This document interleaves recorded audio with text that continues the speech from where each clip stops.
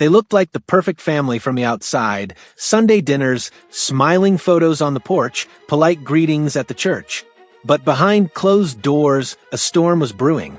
It began with whispers, hidden glances, and late-night phone calls, and ended with 2 people dead, a child missing, and a small town forever scarred. This is the shocking truth behind the Parker family's tragic affair. How love turned to obsession, trust to betrayal, and a closely guarded secret tore apart more than just a marriage. In the quiet town of Redford, Ohio, the Parkers were a name everyone recognized. James Parker, 42, was a respected contractor whose company had renovated nearly half the houses in the county. His wife, Melissa, 38, taught English at the local high school and ran the annual book fair. To neighbors, they were as wholesome as apple pie, a couple who'd built a life together from the ground up. They had 2 children, 16-year-old Emily, bright and fiercely independent, and 8-year-old Noah, the shy one with a love for dinosaurs. People often said the Parker home was the kind of place where you could knock on the door for a cup of sugar and end up staying for dinner. But as every true crime story teaches us, perfection is often an illusion. The first cracks appeared small. Melissa stopped attending Sunday services with James. Emily began staying out later, claiming study groups and extracurriculars. Neighbors would later recall Melissa's sudden weight loss and Emily's change in mood, but at the time, no one thought much of it. James, on the other hand, seemed unchanged. He was still quick, with a handshake, still waved to passers-by as he loaded tools into his truck. But in private, his temper had grown short. Friends who worked with him noticed the slammed doors, the way his jaw clenched when his phone buzzed. It wasn't until the 4th of July barbecue that the whispers began. Melissa arrived without James, bringing Emily and Noah along. She smiled, made small talk, but never mentioned her husband. Midway through the evening, a man no one recognized appeared at the park, tall, clean-shaven, with a watch that gleamed in the setting sun. Melissa greeted him like an old friend. They spoke quietly near the drinks table, leaning in too close, sharing smiles that lingered. By the end of summer, half the town had a theory. Some believed Melissa was having an affair. Others thought she was confiding in a lawyer about a divorce. What no one suspected was how deep the entanglement ran, or how dangerous it would become. The truth began to unravel in September when Emily walked into the Redford Police Department. She was pale, trembling, and clutching her phone like a lifeline. She asked to speak to Detective Laura Mendez, the officer who had visited her school for career day the previous year. What Emily told her was more than a simple family dispute. It was a confession, a warning, and a plea for help, all rolled into one. She claimed her mother had been secretly meeting with a man named Daniel Cross, a wealthy property developer from Columbus. She'd overheard arguments between her parents, and more recently, she'd seen bruises on her mother's arms. But that wasn't the worst of it.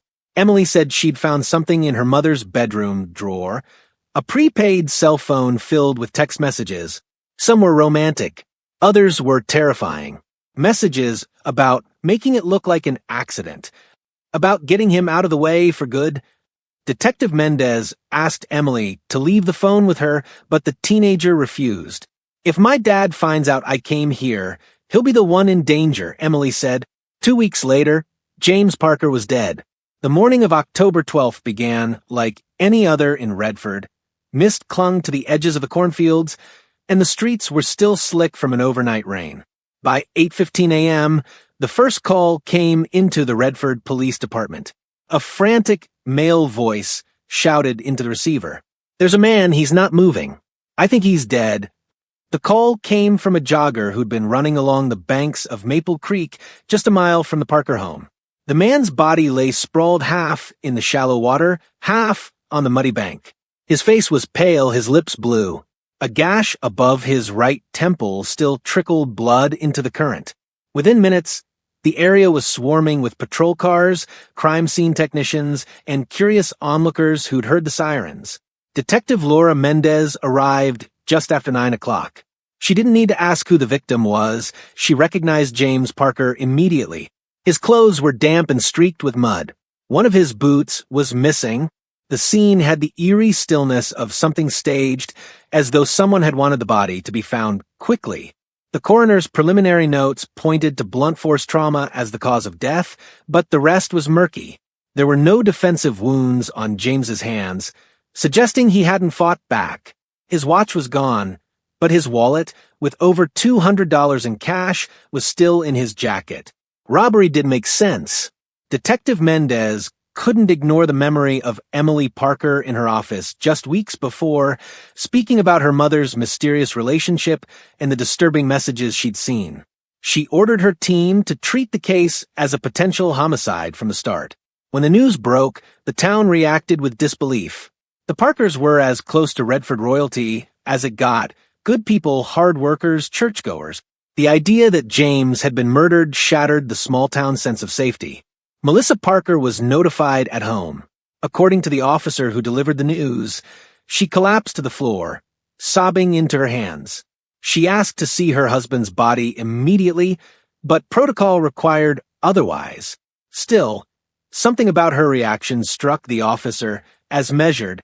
The tears came, but there was no wild panic, no disbelief, only a strange stillness after the first wave of emotion. Later that afternoon, Melissa gave her official statement. She claimed James had left the house around 6 a.m. for an early meeting at a construction site across town. She'd gone back to bed, then gotten the kids ready for school. She hadn't heard from him since. Detective Mendez pressed gently, asking if James had enemies. Melissa shook her head, insisting he was a good man who kept to himself. But when Mendez brought up Daniel Cross, the man Melissa had been seen with at the 4th of July barbecue, Melissa's composure faltered. Her eyes darted to the side, her breathing quickened. I don't know what you mean, she said, her voice tightening. That evening, officers executed a quiet search warrant at the Parker home. In the bedroom dresser, beneath a stack of scarves, they found the prepaid cell phone Emily had described. Most of the messages had been deleted, but technicians were able to recover several. One read, "He goes out for runs near the creek. Early mornings. No one around. Perfect spot."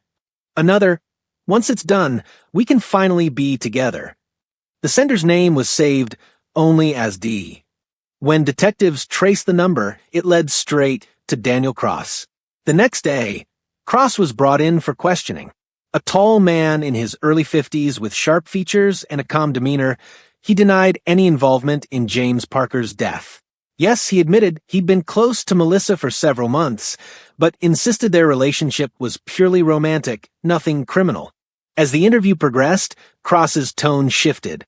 He accused James of being abusive, of not deserving her. But when asked for proof, he offered only vague claims. Detectives weren't convinced. 2 days later, the autopsy report came back. The blow to James's head matched the shape of a heavy steel pipe found discarded upstream from the crime scene. On the handle, partial prints. One belonged to James himself. The other was a match for Daniel Cross. But as any seasoned investigator knows, evidence can tell one story while the truth hides behind another. What Mendez didn't know yet was that this murder was far more tangled than an illicit affair and a jealous lover. Somewhere in that web was Emily's missing phone, the one she'd used to take screenshots of all the incriminating texts before she'd gone to the police. A phone no one had been able to find since the morning James died, and someone somewhere in Redford was determined to keep it that way. The morning after Daniel Cross's fingerprints were confirmed on the steel pipe, Redford buzzed with rumors. At the diner in the aisles of the grocery store outside the post office, everyone had an opinion. Some swore Cross was guilty, and that Melissa had orchestrated the whole thing. Others whispered that James Parker must have done something to provoke such a violent end. Detective Laura Mendez ignored the noise. She had a suspect, yes, but she didn't yet have the whole picture. And in cases like this, the surface truth was rarely the full truth.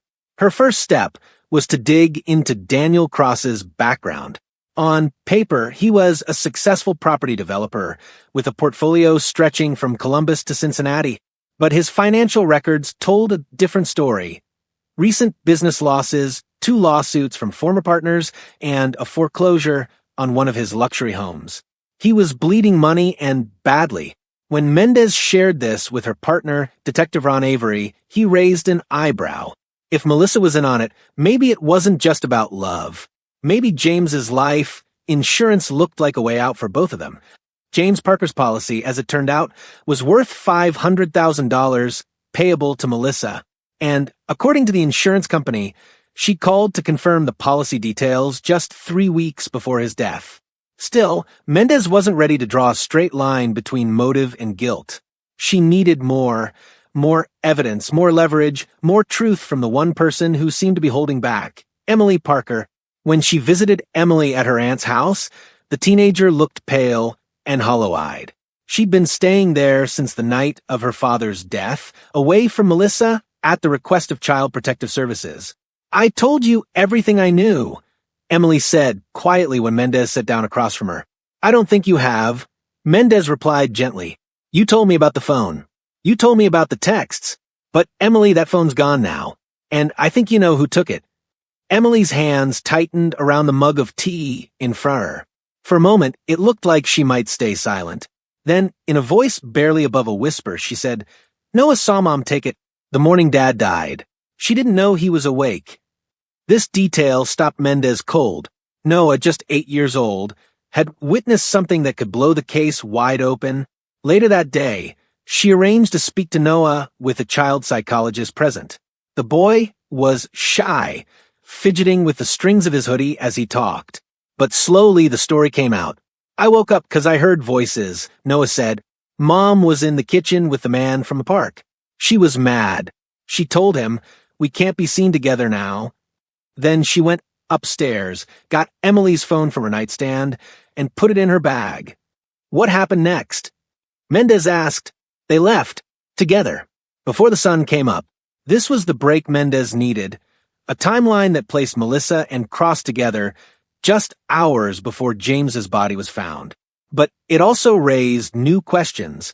If Melissa had the phone, why hadn't it been found during the search of her home? And if the murder weapon had Cross's prints, where was her part in it?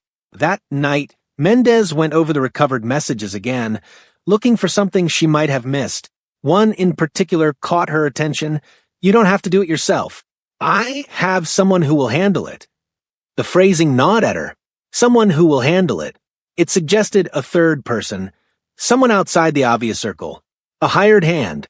Mendez pulled Cross's phone records and saw a flurry of calls to a burner number in the weeks leading up to James's death. That number, when traced, belonged to a man named Victor Kane, an ex-con with a record for assault and weapons charges, living in a rundown house 2 towns over. The next morning, detectives arrived at Kane's home with a warrant. Inside, they found muddy boots, a torn jacket sleeve, and, most damning, a wad of cash wrapped in a Redford Hardware receipt. When confronted, Kane didn't bother denying he'd been at Maple Creek the morning of October 12th. He leaned back in his chair, a half-smile on his face, and said, "You think I killed him? Maybe. But you'll never prove who paid me to do it." For Mendez, that was as good as a confession, just not the one she needed yet. She was certain now. James Parker's murder wasn't just about a love affair. It was about money, desperation, and a conspiracy that reached further than she'd first imagined. What she didn't realize was that while she was piecing together the truth, someone else in Redford was already working to destroy the last shred of evidence that could tie Melissa Parker to the crime. And they were getting very, very close. 2 days after Victor Kane's arrest, Detective Laura Mendez was feeling the heat. The district attorney wanted the case wrapped up neatly before the media frenzy got out of hand. The public already had its villains, Melissa Parker, the cheating wife, and Daniel Cross, the jealous lover. But Mendez knew that without the missing phone and solid proof of payment to Kane, a good defense attorney could tear the case apart. The problem was, every lead on that phone had dried up. Emily swore she hadn't seen it since the morning her mother took it. Kane wasn't talking about who paid him. And Melissa had gone silent, refusing further interviews on the advice of her lawyer. Then late, on a Thursday night, a break, though it came from an unexpected source. Officer Grant Miller, who'd been canvassing local pawn shops for stolen property linked to Kane, called in. "Laura, you're going to want to see this." The guy at Redford Pawn swears someone came in 3 days ago trying to sell a locked smartphone. Said it was a burner, but the description matches Emily's exactly: cheap model, cracked corner, dinosaur sticker on the back. Mendez's pulse quickened. Who brought it in? Not Kane. A woman. Tall, blonde, maybe mid-30s. He didn't get a name. Said she got nervous when he asked for ID and left in a hurry. It wasn't much, but it was enough. A review of the pawn shop's security footage confirmed Mendez's suspicion. The woman was Melissa Parker. Armed with this new evidence, Mendez secured a warrant for Melissa's arrest. But when officers arrived at her home the next morning, the house was empty. Melissa had vanished. Her car was still in the driveway, but her purse, phone, and several suitcases were gone. Emily and Noah's bedrooms were untouched. She hadn't taken the children. The disappearance sparked a manhunt. Checkpoints were set up on every highway out of Redford. Airports and bus terminals were put on alert. The media devoured the story. Murder Widow on the Run blared one headline, while another splashed an old family photo of the Parkers with the caption, "From picture perfect to prime suspect." As the search intensified, Mendez returned to Kane's file. Something about his smirk during interrogation stuck in her mind. She went over the timeline again, looking for gaps, and found one. On the night before James Parker's murder, Kane's phone had pinged off a cell tower just a mile from the Parker home. Mendez's theory was solidifying. Kane hadn't acted alone that morning. He'd been inside the house, possibly waiting for James to leave for his run. And if Melissa was gone now, it was because she knew they were closing in. But there was still the question of money. Kane lived in squalor, no new car, no expensive clothes.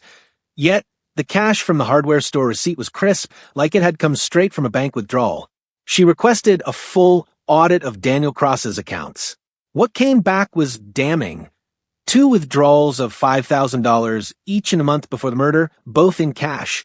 The dates aligned almost perfectly with Kane's visits to Redford. With this, the DA had enough to file conspiracy to commit murder charges against both Melissa Parker and Daniel Cross. Kane was offered a deal, reduced sentence in exchange for testimony against the others, but Kane, ever the wild card, refused. "I'll take the years," he told Mendez, "because if I talk, I won't live to serve him." That statement sent a chill through her. It hinted at something bigger, someone with more reach than Kane or Cross. A shadow figure in this twisted chain of events. That night, just as Mendez was drafting a new warrant, her phone rang. It was Emily Parker, her voice trembling. "Detective, someone's been in my room.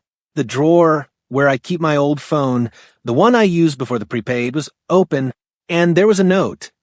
Mendez's heart pounded. What did it say? Emily swallowed hard before answering. "Stop talking, or you'll end up like your dad." Detective Laura Mendez held the crumpled note in a latex-gloved hand, her eyes scanning the uneven scrawl again and again. "Stop talking, or you'll end up like your dad." The letters were jagged, pressed deep into the paper, as if written in a burst of anger. No signature. No clear handwriting matched anyone on file, but the message was unmistakable. Someone wanted Emily Parker silent. Emily sat on the edge of her bed, pale and shaking. "I locked my door last night," she whispered. "I don't know how they got in." Mendez turned to Officer Grant Miller. "Check the windows. Every latch, every frame." Within minutes, Miller returned. North-facing windows got pry marks. Whoever it was knew what they were doing. Clean entry, no glass broken. That wasn't good. This wasn't some teenager pulling a cruel prank. This was someone with experience. Mendez decided then and there Emily needed protective custody. The teenager protested, insisting she could stay with her aunt, but Mendez knew the note wasn't just a warning, it was a promise. While officers relocated Emily and Noah to a safe house, Mendez drove back to the precinct, her mind churning. If Melissa was still on the run, how could she have pulled this off? The timeline didn't fit.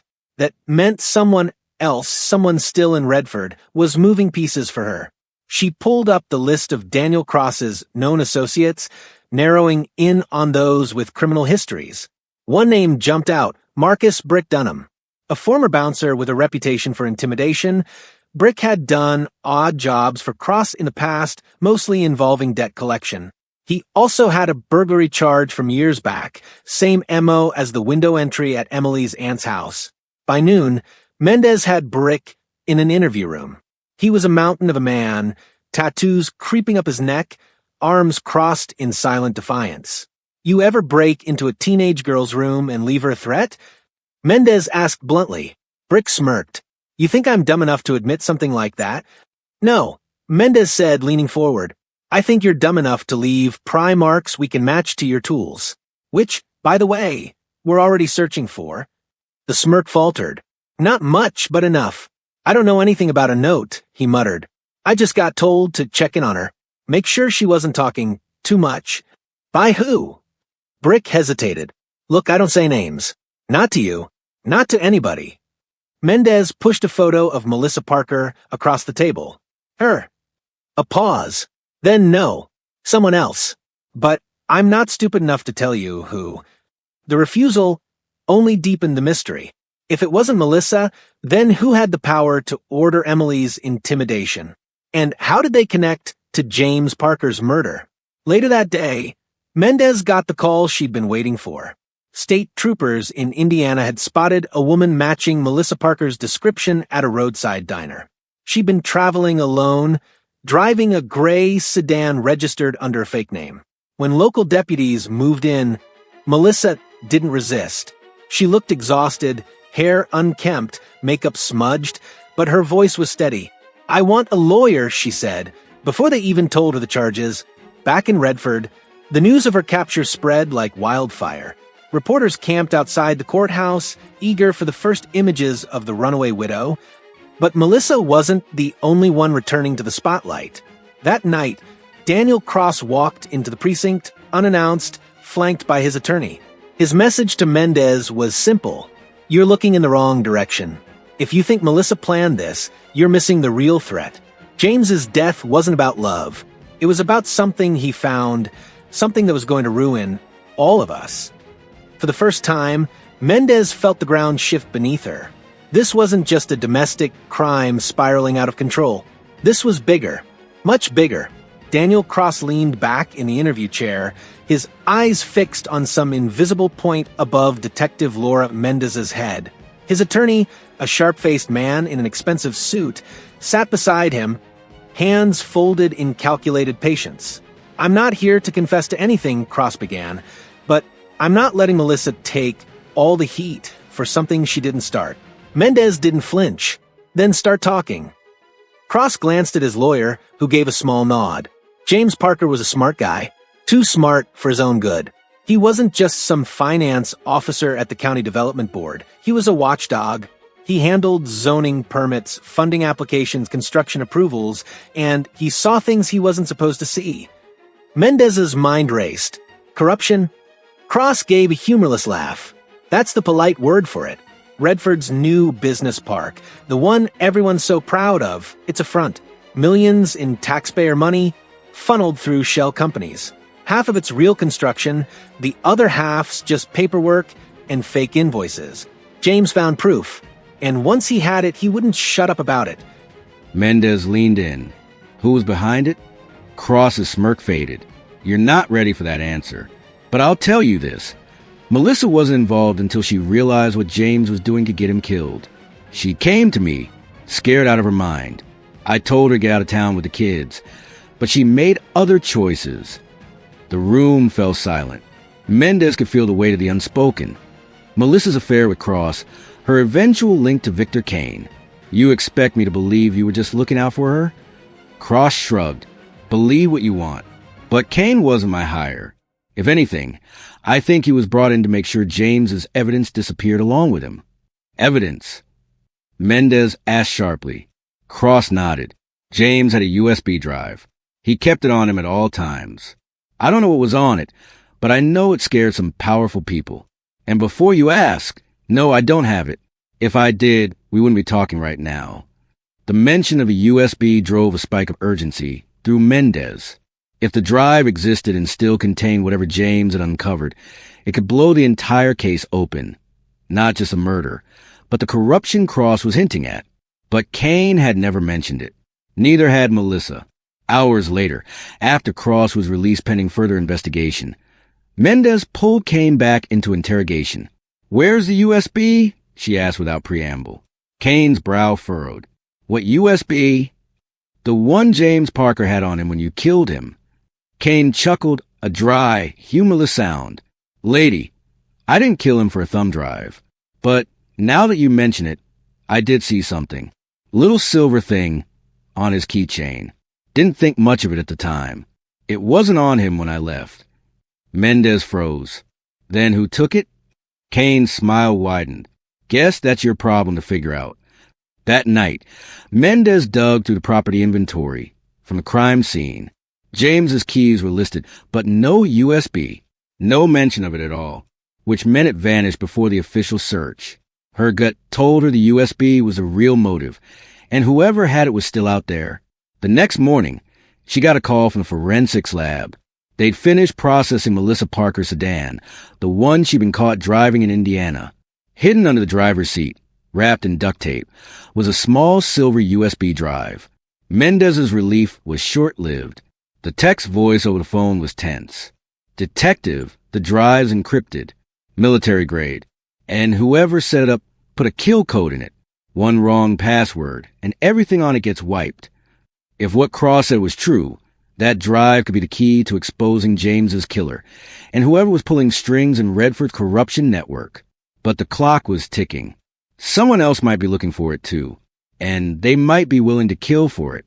Detective Laura Mendez stared at the small silver USB sitting in an evidence bag on her desk.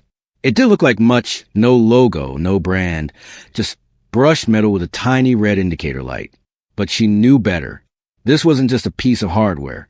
This was motive leverage, and danger wrapped in half an ounce of plastic and steel. She called in cybercrime. Within an hour, Agent Derek Holloway from the state's digital forensics unit was at her side.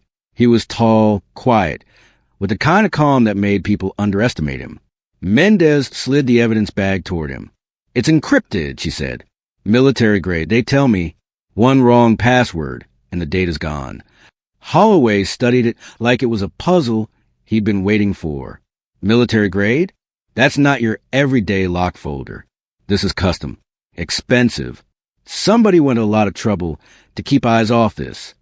He carried the drive into the lab, Mendez following. The techs worked in near silence, setting up air-gap computers, machines disconnected from any network. Holloway connected the drive, and instantly the screen lit up with a password prompt. "No hints, no recovery options," Holloway murmured. "This isn't something I can just brute force without tripping the self-destruct." "How long would that take?" Mendez asked. "To crack without the password?" He gave a short laugh. "Longer than you'll live." Mendez rubbed her temple. "So we need the password." Holloway nodded. "Or the person who made it." Mendez thought about James Parker, meticulous, organized. If this was his, the password could be something meaningful but obscure. But then she remembered something Daniel Cross had said. James found proof. Proof usually wasn't just for his own eyes. It was to be shared, used, which meant maybe he'd told someone how to open it. Emily. The thought sent a cold weight into her chest. She didn't like involving a teenager in this any more than she had to, but time wasn't on their side. She drove to the safe house where Emily and Noah were staying. Emily sat at the kitchen table, her hands wrapped around a mug of tea. She looked up when Mendez entered. "I need to ask you something about your dad," Mendez said gently. "Did he ever talk about keeping important files? Or about a password you should remember?" Emily frowned, thinking. He was always careful. He had this phrase he'd say sometimes, like when he was trying to remind me to be strong. "The river hides its secrets." I never understood it. Mendez's pulse quickened. "Was it something personal between you?" Emily shook her head. "Not really. He said it once when we were at the park, looking at the Redford River. Then again when I told him I didn't want to move to a new school. He said the river hides its secrets, but also carries them if you know where to look." Back at the lab, Holloway typed the phrase into the prompt. The password was wrong. They tried variations. No luck. Could be a cipher, Holloway said. Could be numbers replacing letters, or some kind of historical reference. Before they could dig further, Mendez's phone buzzed. It was Officer Grant Miller. His voice was tight. "Detective, we've got a situation. Someone just broke into the evidence lockup." Mendez's stomach dropped. "The USB?" There was a pause. "Still here." But whoever it was, they knew exactly where to go. And they left this. Minutes later, she was holding a second crumpled note. The handwriting matched the threat Emily had received. "You can't hide the river forever." Mendez's eyes went cold. Whoever was after the drive, they knew exactly what was inside. The words on the note burned into Laura Mendez's mind. "You can't hide the river forever." She placed it on her desk, side by side with the original threat Emily had received. Same handwriting. Same deliberate slant to the letters, like the writer was forcing their hand to look casual. Whoever this was, they were bold enough to walk into a secure police evidence lockup. That meant resources, inside help, or both. At the precinct, the security footage confirmed her fears. The intruder was dressed head to toe in black, face hidden behind a balaclava. They moved with precision, straight to the evidence room, straight to the exact locker where the USB was stored, before realizing it was under heavy surveillance and retreating. No hesitation, no fumbling. Whoever it was had done this before. But something caught Mendez's eye. On the way out, the intruder paused, just for a second, in front of the hallway mural of the Redford River. The image was a painted landscape, depicting the water snaking between downtown and the old mill. The intruder reached out and touched the painted river, a slow, deliberate gesture, before disappearing into the stairwell. Back in the cyber lab, Agent Holloway was staring at the screen, frustrated. The password's not just a phrase. It's a layered encryption key. You need the right string of numbers to match the words, or the system wipes the drive. My guess? The numbers are hidden in whatever that river clue is. Mendez thought of Emily again, of James Parker's cryptic advice. The river hides its secrets, but also carries them if you know where to look. If James had hidden numbers in something, maybe he meant the river itself, coordinates historical dates, maybe even physical markings. That night, Mendez walked along the Redford River alone. The water glistened under the yellow glow of the street lamps. She followed the bank to the old pedestrian bridge, the same one James and Emily had once visited. There, carved faintly into the wooden railing, were numbers. 42 degrees 17 minutes 56 seconds north, 84 degrees 24 minutes 12 seconds west. She took a photo and ran it through a map app. The coordinates led to a spot downstream, an abandoned boathouse, long since boarded up. The next morning, she and a small tactical team approached the boathouse. The air inside was thick with dust and mildew. In the corner, hidden behind a collapsed rowboat, they found a waterproof metal box. Inside was a single envelope, sealed and marked in James Parker's handwriting. "For Emily, if you're reading this, I'm gone." Mendez hesitated. This was personal, but if it held the USB password, it could crack the entire case.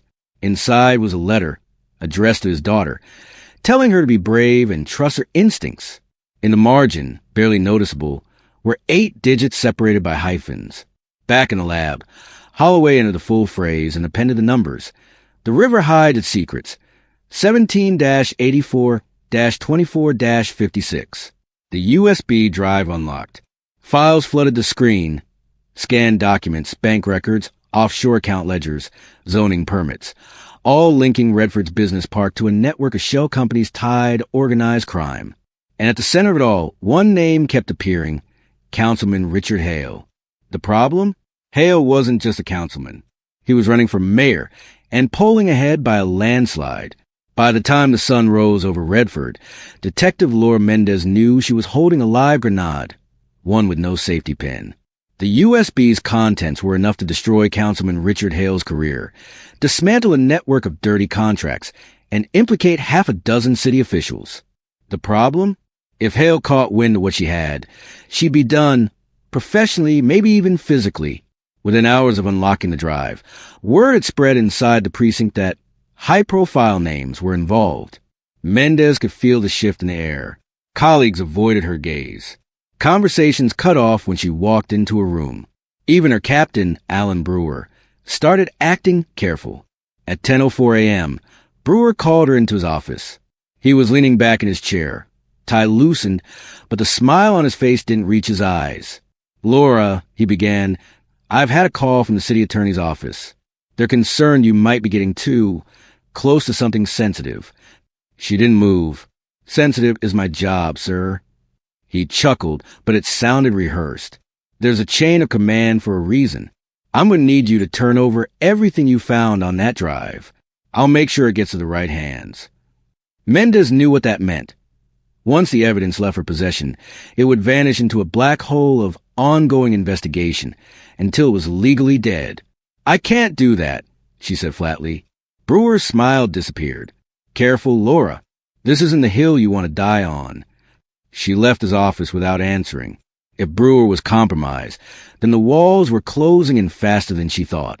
That evening, she met with Agent Holloway in a diner outside city limits. He slid into the booth with a manila folder under his arm. "Backup copy," he said, patting it. "Everything from the drive. I don't trust your precinct servers anymore." She exhaled in relief.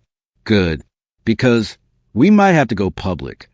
Before Holloway could respond, Mendez's phone buzzed. "Unknown number," she answered cautiously. A voice, distorted by a modulator, filled her ear. "Detective, you're in over your head. Walk away and the girl stays safe." Mendez's blood went cold. "Emily?" A pause. Then a click. She called the safe house immediately. No answer. Holloway and Mendez sped through the rain-slick streets to the safe house. The front door was ajar. Inside, Noah was sitting on the floor, wrists zip-tied, eyes wide with terror. "They took her," he choked out. "Black SUV. No plates. They said you'd know why." In the corner of the living room, taped to the wall, was another note. This time it wasn't a threat. It was an invitation. "If you want her back, bring the drive. Redford River. Midnight." The Redford River looked different at night. Darker, heavier, as if it knew secrets no daylight could cleanse. Detective Laura Mendez stood at its edge, the cold wind off the water slicing through her jacket.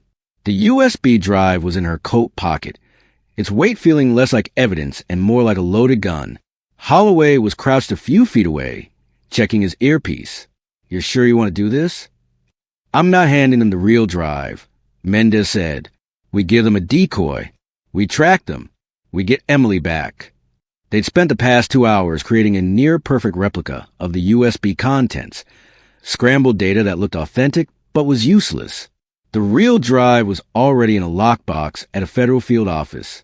A low rumble echoed across the riverbank. Headlights cut through the fog as a black SUV rolled up, just as Noah had described. The engine idled. Then 2 figures emerged, both in black, faces masked. Between them, they dragged Emily Parker wristbound, a strip of duct tape over her mouth. "Detective Mendez." One of them called out, voice muffled but confident. "The drive. Now." Mendez took a step forward. "Let her go first." The man laughed. "That's not how this works. You ever walk to water, toss me the drive, and then maybe, we'll let her walk." She glanced at Holloway. He gave the smallest nod, signaling the tracker in the decoy drive was active. Mendez moved toward the waterline, every muscle tense. She tossed the drive underhand. It landed in the wet grass at the masked man's feet. He crouched to pick it up. That's when it happened. Another set of headlights flared to life on the opposite bank. An unmarked van barreled toward them. The masked man shouted something in panic, grabbing Emily and shoving her toward the SUV. Mendez drew her gun, but before she could aim, a shot rang out. The bullet struck the dirt inches from her feet, a warning, not a miss. Holloway lunged forward, tackling the second masked figure. The USB skittered across the ground, stopping just short of the river's edge. Emily broke free, running toward Mendez, but another shot split the night, this one closer, forcing them all to duck. The masked men dove into the SUV, tires spitting mud as they sped off. Holloway scrambled to his feet, holding the decoy drive, tracker still live. They'll lead us right to whoever's pulling the strings. But Mendez's focus was on Emily, who was trembling but alive. She pulled the girl into her arms. Emily's first words were barely a whisper. "It's not just Hale. There's someone else. Someone bigger. My dad, he tried to warn me." Mendez's stomach sank. The river had given her back Emily, but the current of this case had just pulled them into deeper waters. The tracker's signal pulsed on Holloway's laptop, like a heartbeat. Each blip was a step closer to the core of the conspiracy, and potentially a trap. The SUV had driven northwest out of Redford, hugging back roads, staying off highways. Whoever was behind the wheel knew how to vanish. 2 hours later, the signal stopped moving. The map showed a pinpoint deep inside an industrial district, a cluster of abandoned warehouses near the old freight yard.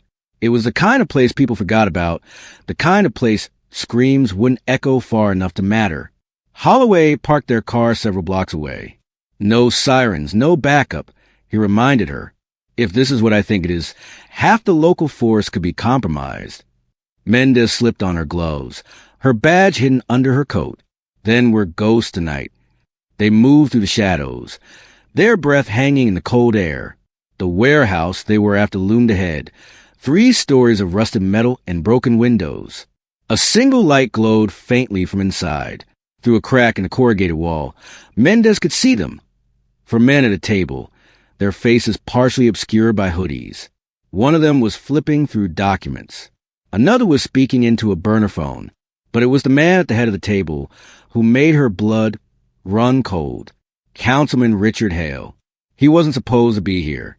Men like him didn't get their hands dirty. They paid others to do it. But there he was, in the middle of the operation, leaning in to examine the contents of the USB drive. "Are we secure?" Hale's voice was low, but carried authority. One of the men nodded. "Warehouse perimeter's clear. Tracker's been disabled."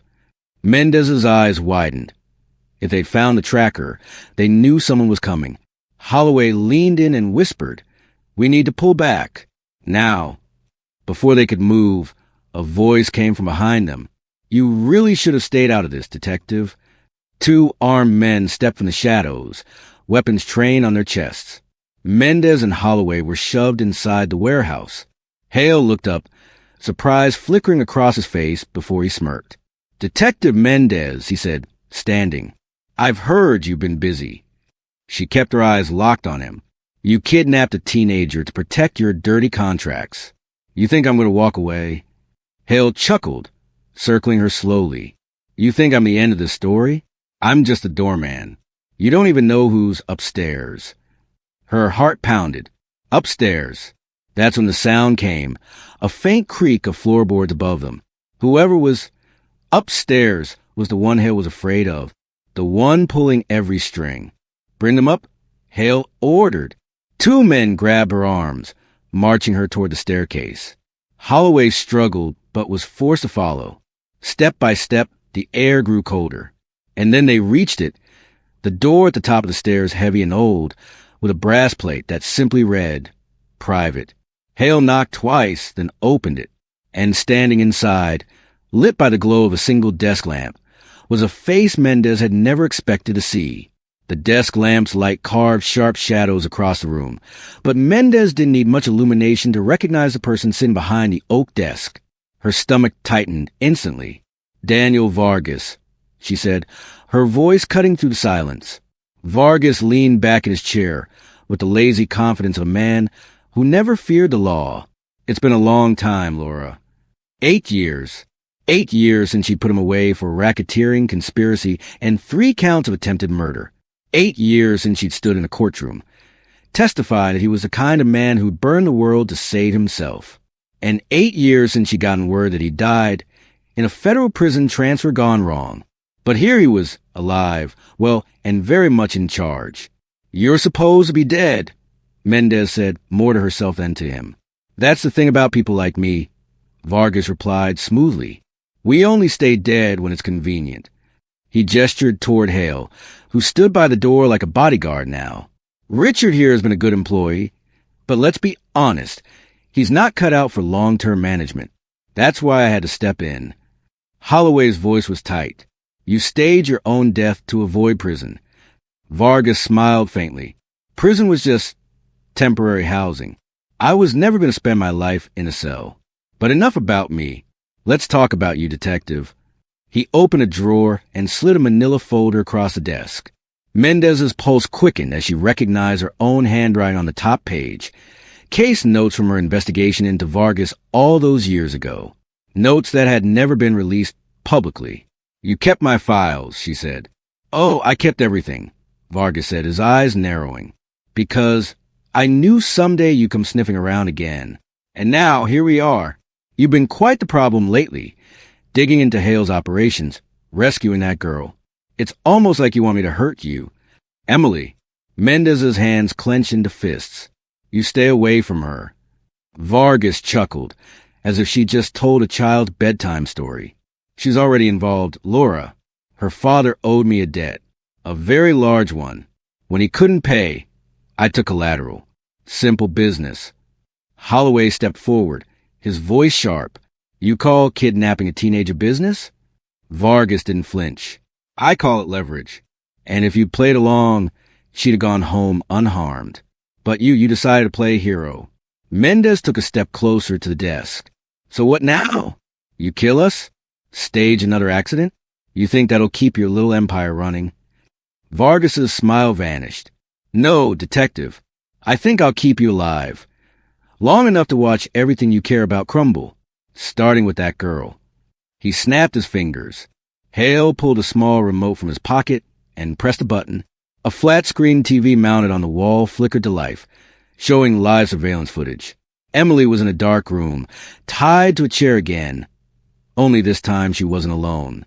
A man in a ski mask stood behind her, a knife glinting in his hand. Consider this your warning, Vargas said. One more step in the wrong direction, and she's gone. The air in the room felt thin, suffocating.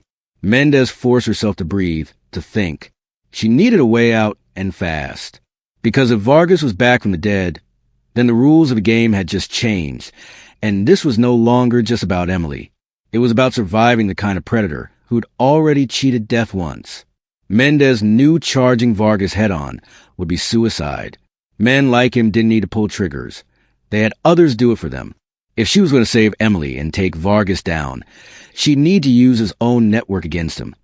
Turn his web of fear into a snare he couldn't escape. But first, she had to get out of this room alive. She glanced at Holloway. His eyes told her he was already reading the same play she was thinking. Stall for time, plant the seed, make them think you're not a threat, until you are. Vargas, she said, her voice measured, almost casual. You've always been a businessman, and businessmen know when they're overexposed. Vargas leaned back, amused. Overexposed? I've been hiding in plain sight for years. That's the problem, she said. You think you're invisible because your enemies are afraid of you. But fear makes people sloppy. One wrong deal, one nervous associate, and your whole operation collapses. You've been in this game long enough to know that. Hale shifted uneasily near the door. Vargas's gaze flicked toward him for just a second. Enough for Mendez to note the tension. Good, she thought. Fractures. Always start with the cracks. You think you can shake my people? Vargas asked, though his tone was less confident now. I think they've been waiting for the right reason to walk away, Mendez replied. Maybe even walk over you. You've kept them in line with threats and violence. But loyalty bought by fear doesn't last forever. Vargas smirked.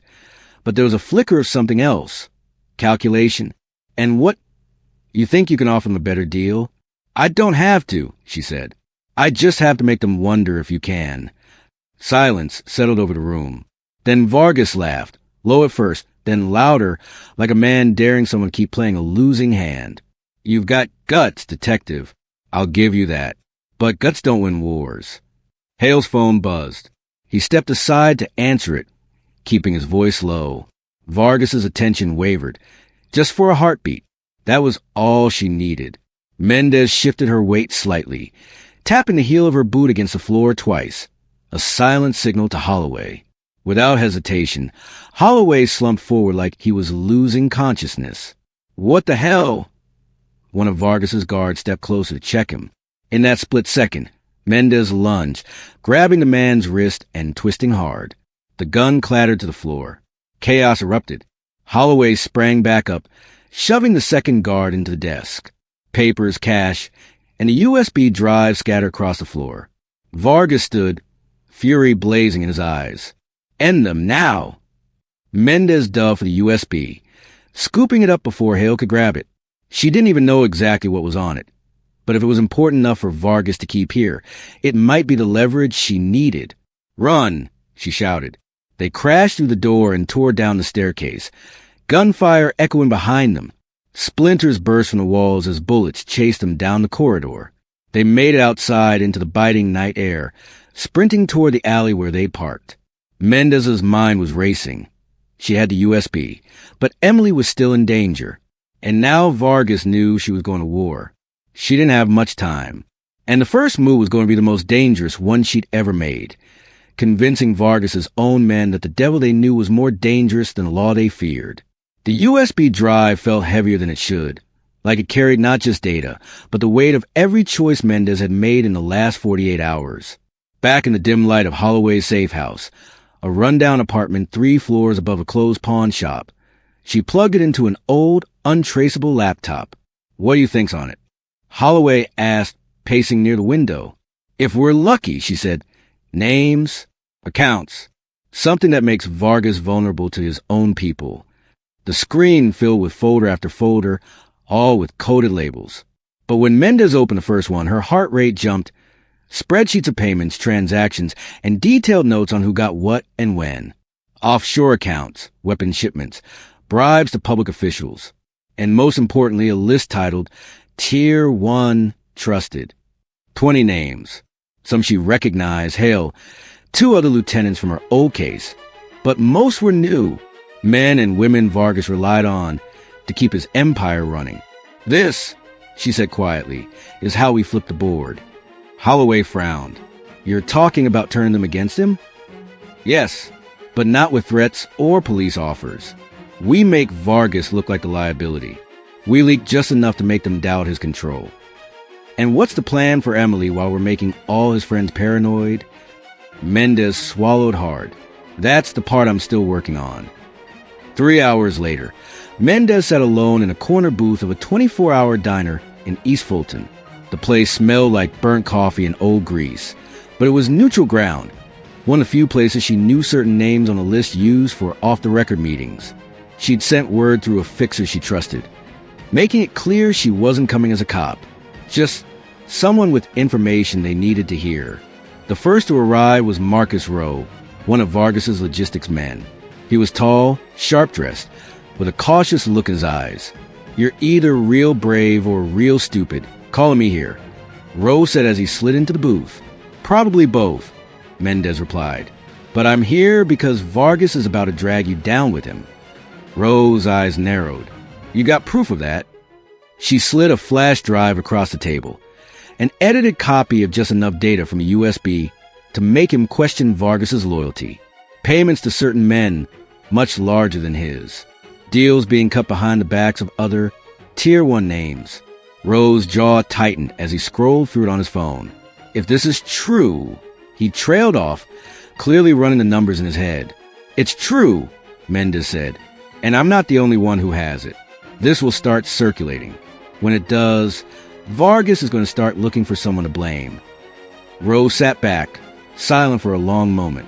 Then he asked, What do you want from me? I want to know where he's keeping Emily Carter. Rowe's gaze flicked up sharply. The girl?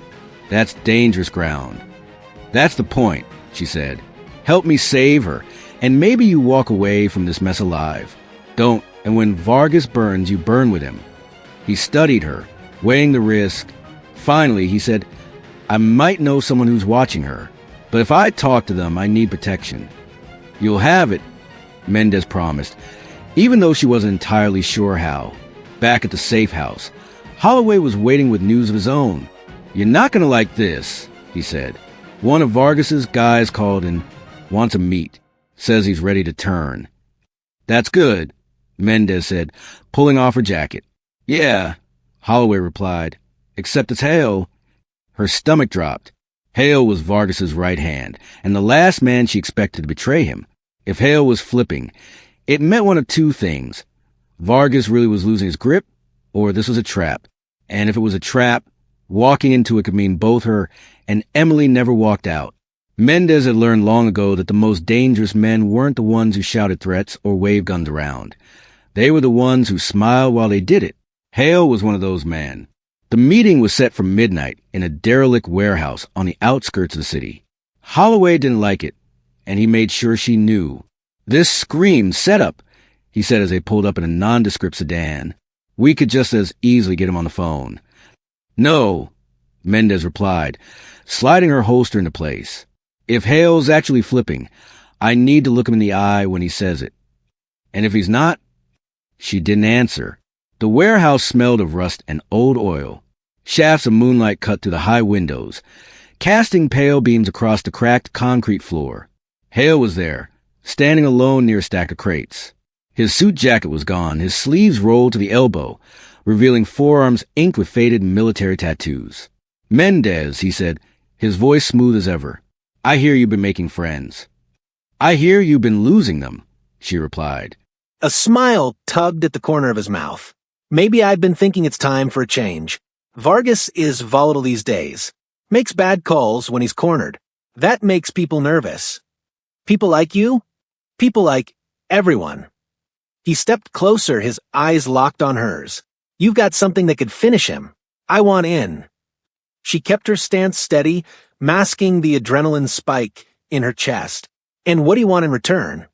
Immunity. And a cut. Immunity I can work on, she said. The cut? You're dreaming. His smirk faded. Then maybe I'm wasting my time. Or maybe you're just scared you've backed the wrong horse. Mendez shot back. Holloway's voice crackled softly over the earpiece. We've got movement outside, 2 SUVs, no plates. You've got company. Mendez's stomach tightened. If Hale had called Vargas, the trap was already sprung. She shifted her weight, subtly unbuttoning her jacket for quicker access to her weapon. You set me up? Hale didn't answer right away, which told her everything she needed to know. You think I'd risk this meeting without backup? He finally said, his tone flat. I told Vargas you'd come. But here's the thing. He stepped closer, lowering his voice. I didn't tell him I planned to walk out with you. Before she could respond, the sound of boots echoed through the space, men fanning out, their weapons drawn. Then prove it, she hissed. Hale moved faster than she expected. In one motion, he shoved her toward cover behind the crates, drew his own gun, and opened fire on the approaching man. Bullets sparked off the concrete pillars, the sound deafening in the hollow space. Move, he shouted, covering her as she dashed for the far exit. Holloway burst in from the side door, firing controlled bursts that dropped 2 of Vargas's men. We've got a window, go! They spilled out into the night, sprinting toward the sedan. Mendez dove into the back seat, clutching the USB drive to her chest as Holloway floored it. Hale slid in beside her, his breathing ragged. Now, you know I'm serious, he said. Mendez stared at him. She didn't trust him, not fully, but for the first time, she believed he might hate Vargas enough to be useful. Still, she couldn't shake the question clawing at the back of her mind. If Hale was ready to betray Vargas, what was he hoping to gain that was worth risking everything? Hale's intel came fast and dirty. The moment they hit the safe house, he dropped a duffel bag on the table and unzipped it to reveal stacks of manila folders, each labeled in code. Vargas doesn't keep his empire in one place, Hale said, pacing, but there's a hub, a bank account in the Cayman Islands that every major transaction touches before it disappears into shells and ghost companies. You take that out, you cripple him. Mendez leaned over the table, scanning the pages. The account number, offshore routing, transfer patterns. Enough to start a financial bleed that Vargas couldn't stop without exposing himself. And you're just giving this to me, she asked. Hale met her gaze. Vargas stopped caring about loyalty a long time ago. I'm just returning the favor. Holloway handled the cyberstrike. He had a contact, an ex-NSA analyst who owed him a favor, who could siphon the funds in a way that would look like an external hack. It would take less than a day to drain millions, maybe hundreds of millions.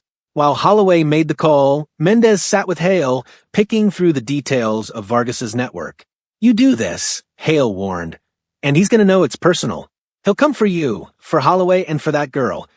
He's already coming for all of us," Mendez said, her voice firm. "This just makes sure he's bleeding while he does it." By midnight, the hack was live.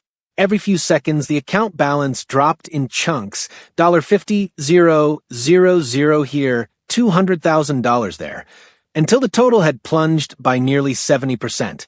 Mendez watched the numbers fall on the encrypted feed, feeling the rush of victory. Vargas wouldn't be able to pay his people, fund his shipments, or keep the bribes flowing. For the first time, they'd put him on the back foot. Holloway grinned. "That's it. We just cut the nerve." But the satisfaction lasted less than an hour. The call came in at 1:12 a.m. A burner phone, unknown number. Mendez answered without thinking. A familiar voice slid through the line, smooth and venomous. "Agent Mendez," Vargas said, "I should thank you. You've saved me the trouble of cleaning out the dead weight in my organization." Her grip tightened on the phone. "Where's Emily?" Vargas chuckled, a sound that made her skin crawl. "She's fine, for now. But since you seem eager to hurt me, I thought I'd return the favor." "What do you mean?" "I mean," he said, "you might want to check on your father." The line went dead. Mendez's blood turned cold. Her father had nothing to do with any of this, retired, living quietly in Arizona. Vargas shouldn't even know his name, let alone where he lived. She turned to Holloway. "We need move, now." Hale stepped forward. "If Vargas has him, he'll use him as leverage. You go after your father, he'll move the girl. You stay after the girl, he'll kill your father. He's forcing you to choose." And that was when Mendez realized the truth. This wasn't just retaliation. This was Vargas's way of reminding her that no matter how many strikes she made, he still controlled the board. The safe house felt smaller than usual, the air dense with the weight of the decision pressing down on Mendez. Holloway paced by the window, phone in hand, already making contingency calls. Hale sat at the table, watching her like a man studying a chess match he'd already played before. "You've got hours, maybe less," Hale said. Vargas never bluffs when family's involved. Mendez's hands curled into fists. "If I go after my dad, Emily disappears. If I go after Emily, my dad—" She couldn't finish the sentence. "You're assuming you can only do one," Holloway cut in. "What if we split?" "Not a chance," Mendez said sharply. "Vargas wants us divided." Hale leaned forward. "Then don't divide. Outsource." Hale's plan was brutal but logical. Call in a favor from an old contact in Arizona, a retired marshal named Kate Sutter. She was ruthless, reliable, and most importantly, off Vargas's radar. While Sutter moved to extract Mendez's father, Mendez and Holloway would hit the location Hale claimed Emily was being held, a ranch compound 2 hours north hidden in the hills. "It's not perfect," Hale admitted, "but it's better than walking into one of Vargas's traps with half your resources." Mendez hated trusting Hale, but time was bleeding away. She made the call to Sutter. One short conversation later, Sutter was on the road with a tactical kit and a promise, "I'll get him out." The drive to the ranch was tense. The roads wound through thick pines, each blind curve a potential ambush point. Holloway drove with one hand, his other resting near his sidearm. "You believe him?" Holloway asked quietly. Mendez kept her eyes on a map. "I believe he hates Vargas enough to want him weakened. Whether that means he's on our side, I'm not sure." "You think he'd sell us out again?" She glanced at the rear view. Hale was in the back seat, watching the trees blur past. "If it benefits him," she said. The ranch appeared suddenly out of the dark, a cluster of low buildings surrounded by chain-link fence and floodlights. 2 guards patrolled the gate, rifles slung over their shoulders. Hale tapped the glass. "There, the main house. That's where they keep anyone important. Anyone like Emily," Mendez said. The plan was fast and surgical. Holloway would create a diversion at the west gate, drawing the guards out, while Mendez and Hale breached the fence on the east side. They'd get to the main house, secure Emily, and be out before Vargas's men regrouped. It started smoothly. Holloway's diversion, a timed flashbang and a burst of automatic fire into the air, pulled the guards instantly. Mendez and Hale moved low through the shadows, cutters snapping through the fence. Inside, the air smelled of hay and diesel. They reached the main house without raising an alarm. Hale picked the lock in under 30 seconds. The door creaked open to a narrow hallway. Mendez led, her weapon raised. She found the first door on the left, locked from the outside. She forced it open. Empty. She turned sharply to Hale. "Where is she?" Before he could answer, a voice came from the darkness of the hall. "Right where she's supposed to be," Vargas said, stepping into the light. The sight of him froze Mendez mid-step. Vargas wasn't how she'd imagined from the files, no gold chains, no gaudy displays of power. He was tall, lean, dressed in a dark suit that looked tailored for intimidation rather than style. His eyes were cold and assessing, the kind of gaze that didn't just look at you, but took you apart piece by piece. "I have to admit," Vargas said, his voice smooth as glass, "I didn't expect you to come here yourself. Most agents send others to do their dying for them." Mendez kept her weapon leveled. "Where is she?" He smiled faintly. "Emily? She's fine. You'll see her soon enough." He took a slow step forward. "But you've made a mistake. You've forgotten that every move you make, I've already accounted for." Behind her, Hale shifted slightly, and that movement alone made Mendez's gut tighten. She didn't dare look back, but the thought hit like a blow. "Was this the moment he sells me out?" "You knew we were coming," she said, keeping her tone steady. "I invited you," Vargas replied. "You crippled my finances, Agent Mendez. Clever. Painful. And I respect that. But the thing about nerve endings," his smile sharpened, "they grow back. Stronger." He signaled with 2 fingers. From the shadows at the end of the hall, 2 of his men emerged, dragging someone between them. Emily. Her wrists were bound, her face pale, but defiant. Mendez's pulse spiked, but she didn't lower her weapon. "Let her go." "Trade," Vargas said simply. "You for her. Walk out with me now, and she leaves this place alive." "Refuse," his voice trailed off, but the way his men tightened their grip on Emily made the unspoken threat clear. The weight of the moment pressed down on her. She glanced at Emily, eyes locked, unblinking. Then, out of the corner of her vision, she caught Hale's hand twitch toward his jacket pocket. Not toward a weapon, toward a small remote. Vargas noticed, too. "Careful, old friend," he said to Hale. "We both know what happens if you push that button." Mendez didn't know what the remote did, but the tone in Vargas's voice made it clear it was explosive, literally or figuratively. "Here's the truth, Agent Mendez," Vargas said, taking another step closer. "I don't want you dead. Not yet. I want you to understand that no matter how many times you think you've beaten me, I can take everything from you, your career, your family, your life, piece by piece."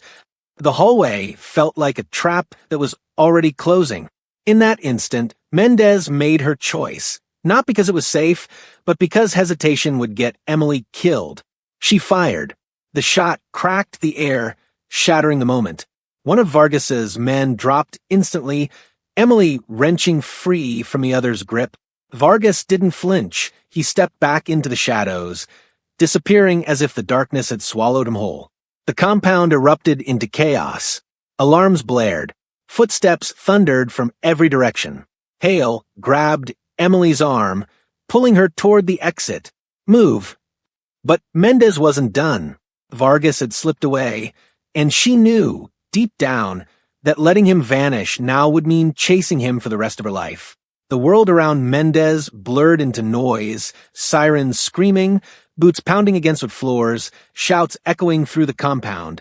In her grip, the Glock felt heavier than it ever had. Her eyes flicked from Emily, shaken but alive, to the dark corridor Vargas had slipped down only seconds before. "Agent!" Hale's voice cut through the chaos. "We go now, or we don't go at all." Emily's breathing was fast and shallow, her wrists raw from the restraints. She was leaning against the wall, but her gaze was locked on Mendez, silently pleading. This was the moment Mendez had been dreading since the case began, the moment when doing her job and protecting the people she loved collided head-on. Option 1, Run with Emily, live to fight another day, but give Vargas the space to disappear into whatever hole he crawled out of. Option 2. Chase Vargas now, before he could slip into the wind forever, risking Emily's safety and the rescue mission for her father in Arizona. She had less than 3 seconds to choose. Her decision came with a sharp inhale. "Hale, get her out," Mendez barked. "Don't stop for anything. I'll find Vargas." "You'll die in here," he shouted back. "Then I'll die trying." Hale cursed under his breath, but didn't waste another second. He gripped Emily's arm and pushed her toward the east fence breach. "Go. Stay low." Their figures vanished into the shadows beyond the doorway. And then Mendez was alone. She sprinted down the corridor Vargas had taken, boots hammering the floor. The hallway turned sharply, leading into a wide, dimly lit room that looked like a mix between a lounge and a war room. Maps on the walls, a half-empty decanter on a table, cigarette smoke hanging in the air. At the far end, Vargas stood with his back to her, calmly buttoning his suit jacket. "You chose to follow," he said without turning. "You chose to run." Mendez shot back, raising her weapon. He faced her slowly, his hands visible, no weapon in sight. "You think killing me ends this? You think I built an empire so fragile it dies with me? This isn't about your empire," she said coldly. "It's about the people you've hurt, the people you've taken." His eyes flickered with something, amusement, maybe pity. "You've made yourself a part of my story, Agent Mendez. That means your loved ones are part of it too. Even the ones you haven't told anyone about." The implication hit hard, but she couldn't let it derail her focus. Before she could respond, movement flashed in her periphery. 2 men burst in from a side door, weapons raised. Mendez dove for cover behind a heavy wooden table, the first shot splintering the surface above her head. She returned fire, taking one down, the other retreating back into the shadows. When she looked up, Vargas was gone again. "Damn it," she hissed. Her radio crackled, Hale's voice urgent. "Mendez, we're pinned at the fence. Emily's safe for now, but we've got incoming from the north side. If you're coming, come now." Mendez's chest tightened. She had to make another choice. Pursue Vargas through an increasingly hostile compound, or fight her way back to the breach to protect Hale and Emily. She gritted her teeth, making her decision. The decision slammed into Mendez like a gut punch. Her instinct screamed to chase Vargas, to end this cat-and-mouse game once and for all. But the voices on the radio, the staccato gunfire in the distance, and the image of Emily wide-eyed, terrified, yet defiant, tore her away from the chase. She bolted back the way she'd come, weaving through narrow hallways as the compound erupted into a war zone. Her boots skidded across concrete as she rounded the last corner to the east breach. Hale was crouched behind a rusted oil drum, trading fire with 2 gunmen on a raised platform. Emily was on the ground beside him, ducked low, covering her head. "You took your sweet time." Hale barked, popping off a round. "Miss me?" Mendez replied, sliding in beside him and returning fire. The breach was 50 yards away. Between them and freedom lay a gauntlet of shouting men, muzzle flashes, and a hail of bullets. "Smoke!" Mendez yelled. Hale tossed a canister. The moment the thick cloud billowed up, she grabbed Emily's arm. "Run! Don't stop!" The 3 of them sprinted, coughing through the acrid smoke, blind to anything but the vague outline of the fence ahead. A bullet tore through Mendez's sleeve, grazing her arm, but adrenaline kept her moving. They dove through the narrow gap in the chain link, hitting the dirt on the other side. In the darkness beyond the compound, a battered SUV waited, engine running, headlights off. They piled in, Hale behind the wheel. "Buckle up." As the vehicle roared forward, Mendez twisted in her seat, catching a last glimpse of the compound. On the balcony of the main building, barely visible in the moonlight, stood Vargas. He wasn't shouting orders. He wasn't fleeing. He was simply watching. And then, with a slow, deliberate gesture, he raised 2 fingers to his temple in a mock salute and disappeared into the shadows. Hours later, safe house outside Tucson. Emily was wrapped in a blanket, sipping from a mug of tea. She'd said little since the escape, but she hadn't let go of Mendez's hand. "You saved me. Emily whispered finally. Mendez shook her head. Not yet. This isn't over. Hale came in from the other room, tossing a file onto the table. Intel from a contact in Mexico. Vargas is on the move again. And there's more. He's not just a trafficker. He's been bankrolling something much bigger. Your father's name came up in connection to an operation scheduled in less than 48 hours. Mendez's heart sank. Then we don't have much time.